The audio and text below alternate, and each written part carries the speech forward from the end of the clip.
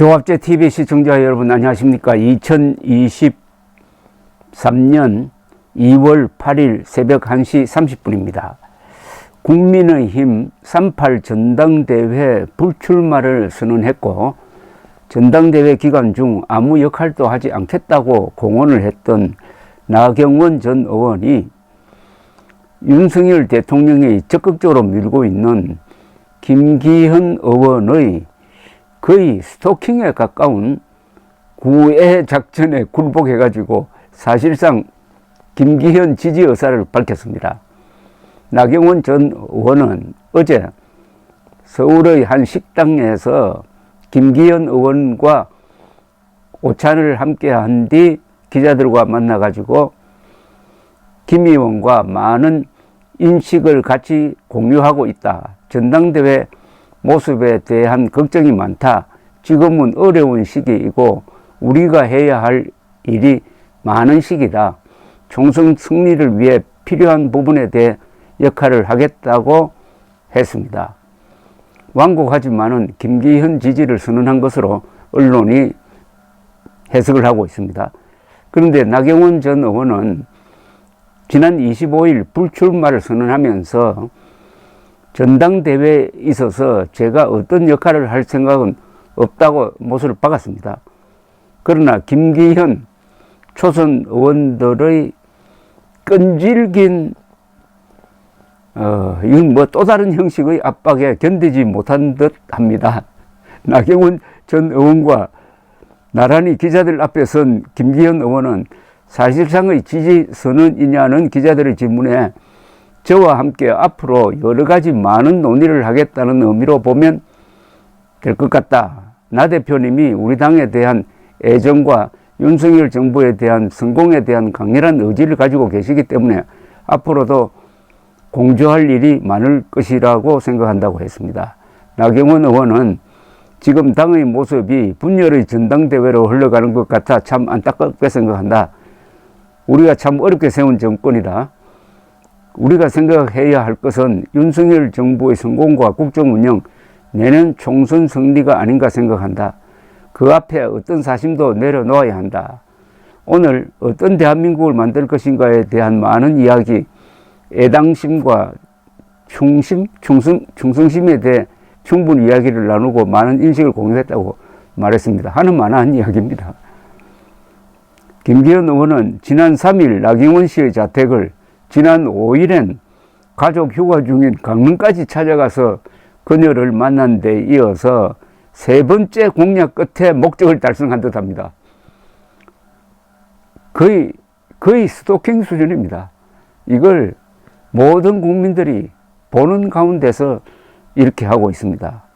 장제원 의원은 반윤 우두머리라고 하고 김기현을 편드는 초선 의원들은 연판장에서 정치적 사기꾼으로 몰았던 나경원 씨에 대한 김기현 의원의 이런 태도 변화는 오로지 표를 얻기 위한 행위로서 국민들을 개돼지로 보지 않으면은 도저히 할 수 없는 추태라고 할 것입니다.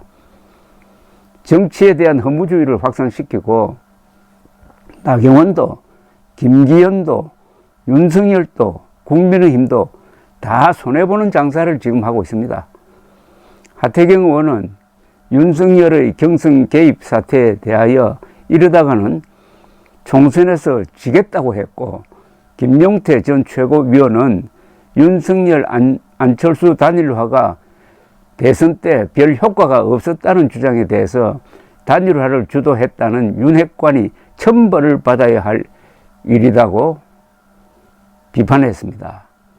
나경원 지지표는 이미 대부분 안철수 쪽으로 가버려 가지고 김기현 의원이 얻을 것이 많지 않다는 시각도 있습니다. 그러니까 이번 국민의힘 전당대회는 관련자들을 모조리 추하게 분열시키는 분당대회 또는 추당대회, 추할 추자, 추당대회 같이 보입니다. 아니 전당대회를 난데없이 윤석열 안철수 대결 구도로 만든 이들은 윤석열이 안철수에게 이기면은 국민들에겐 지게 된다는 원리를 아마 모를 겁니다. 이런 전당대회는 국민의힘뿐만 아니라 국민의힘을 밀어주고 있는 한국 보수 세력의 이 자존심을 무너뜨리는 행위이고, 이 후유증은 너무 오래 갈 것이라고 생각합니다. 윤석열 대통령은 다가오는 총선에 대해서 어떤 공포심을 갖고 있는 것 같아요. 총선에서 지면은 자신은 식물화된다. 그렇지 않습니다. 총선에서 저도 얼마든지 대통령직을 훌륭하게 수행할 수가 있습니다. 대통령 힘이 그렇게 약한 게 아닙니다. 대통령 힘을 제대로 행사하면은 국회가 야당이 장악해도 국정 운영을 할 수가 있습니다. 예가 있습니다. 1988년 총선에서 여소야대가 빚어졌습니다.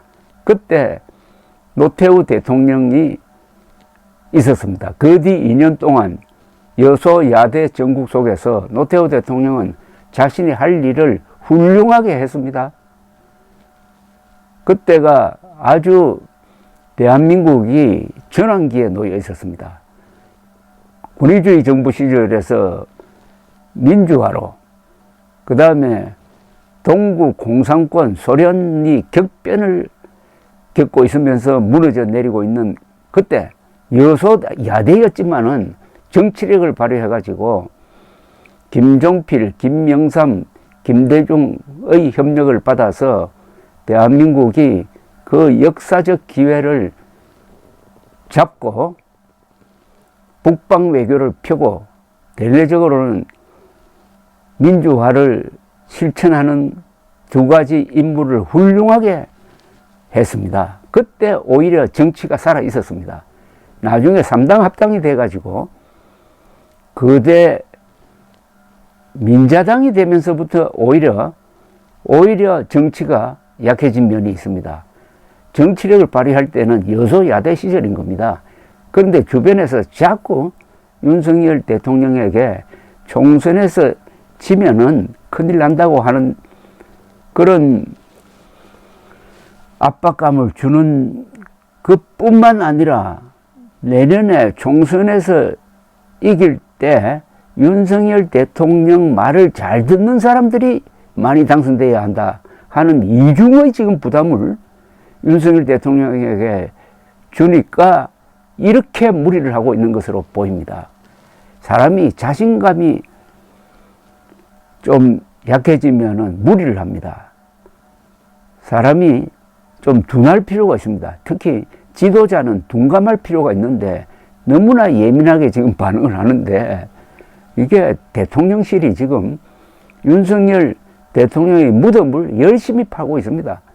윤석열 대통령이 지금 노골적으로 당내 경선에 개입하고 있는 게 공직선거법 위반이다. 이거 징역 5년형에 처해질 수 있다 하는 걸 모르고 하는지, 알아도 권력이 다 우리를 덮어줄 것이라고 하는지 참 하루살이 같은 행동을 하고 있습니다. 대통령실 사람들이. 나중에 정권이 바뀌고 세상이 바뀌면은 요사이 지금 하고 있는 걸 법적 잣대로 들이대면은 감옥에 갈 사람 많을 겁니다.